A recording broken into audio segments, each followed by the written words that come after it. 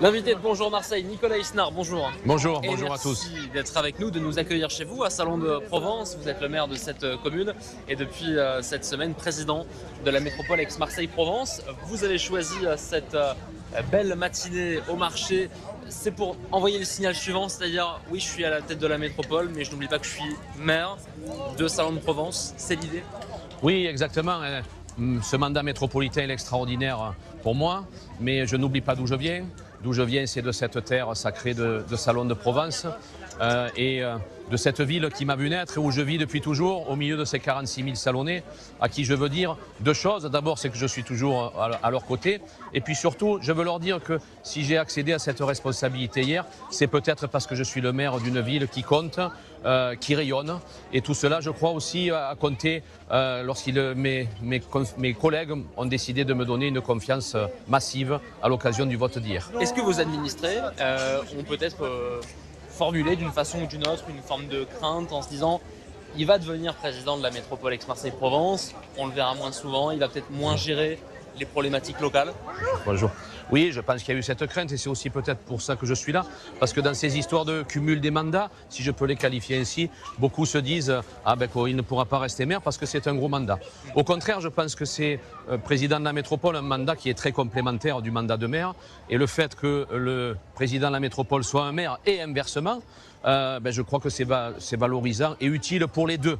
Voilà, moi je pourrais faire valoir au sein de la métropole mon quotidien de maire, toutes ces rencontres, tous ces échanges que je peux avoir avec mes concitoyens.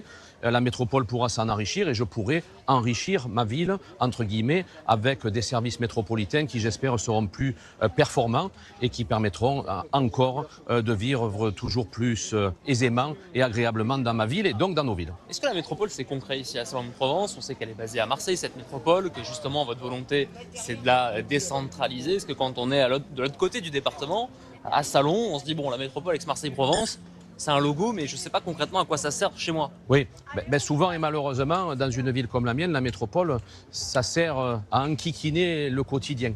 Et c'est pour ça aussi qu'il était urgent de la réorienter. C'est mon ambition en espérant qu'elle sera accomplie. Voilà, pour beaucoup de mes concitoyens, la métropole, c'est regarder la route, elle est mal nettoyée, regarder la poubelle, on me l'a volée, j'arrive pas à la changer, regarder l'abribus, il n'est pas positionné au bon endroit. Donc l'idée demain, c'est que la métropole, elle ait une autre image et que quand mes concitoyens en parleront, eh bien, ils en parleront comme un outil qui a réussi à améliorer leur vie. Et c'est valable bien entendu à Salon, mais dans les 91 villes qui sont les nôtres dans ce territoire. Vous avez été largement élu président de la métropole Aix-Marseille-Provence. Le suspense, il n'y a pas besoin de consulter Nostradamus pour savoir que vous allez devenir président, cher Nicolas Isnard.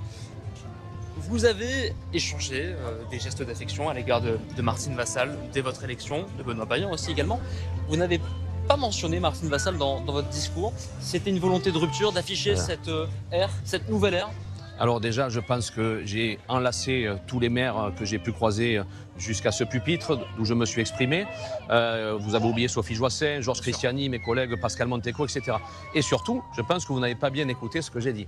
Parce que j'ai dit dans mon propos hier, et cela a été applaudi et c'est légitime par mes collègues, que si la métropole avait des difficultés à exister aujourd'hui, à vivre et à être appréciée de nos concitoyens, il ne fallait quand même pas oublier qu'elle était toute jeune, qu'elle avait été imposée à nos communes, que nous n'en voulions pas et que pendant 10 ans, Jean-Claude Gaudin d'abord et Martine Vassal ensuite ont quand même eu le mérite de l'installer avec courage et détermination. Donc je crois qu'il mérite pour cela aussi bien Jean-Claude Gaudin que Martine Vassal notre estime. Et d'ailleurs, hier, quand j'ai rendu cet hommage, mes collègues ont applaudi et ils ont eu raison de le faire. La métropole Aix-Marseille-Provence, est-ce que vous êtes Vous êtes de ceux qui disent qu'il faut la réformer, il faut changer le logiciel. Certains, pendant la campagne des municipales, ont même émis le souhait de la dissoudre. Je pense à Sébastien Delogu qui était candidat à Marseille.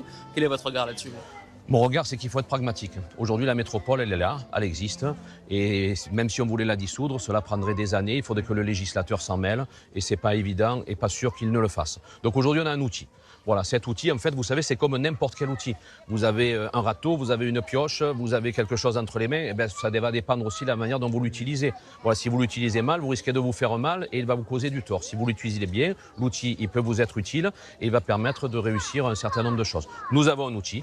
Aujourd'hui, je pense qu'on peut l'utiliser autrement et qu'on peut surtout le mettre au service des maires, lesquels maires sont les mieux placés, je crois, pour savoir ce que leurs concitoyens attendent et pour utiliser cet outil afin que la vie de nos concitoyens soit la plus agréable possible.